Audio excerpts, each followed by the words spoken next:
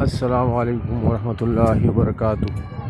میرے محترم ناظرین، اس وقت ہم مشہد ایران کے تاریخی شہر مشہد میں موجود ہیں، اور اس وقت ہم امام علی رضا رحمۃ اللہ علیہ کے مزار کے احاطے میں موجود ہیں۔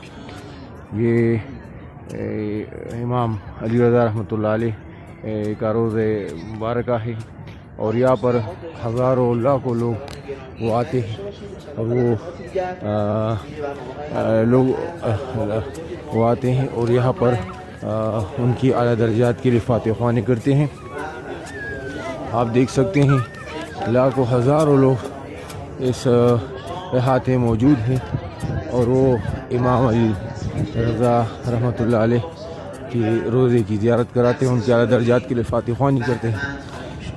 امام علی رضا رحمۃ اللہ علیہ یہ امام موسیٰ کاظم رحمۃ اللہ علیہ کے صاحبزادے تھے، اور مامون رشید بادشاہ کے زمانے میں وہ یہاں پر انہوں نے انہیں ولی عہد مقرر کیا تھا، اور پھر یہاں پر ان کا انتقال ہوا تھا، اور یہاں ان کا یہ مزار اقدس ہے۔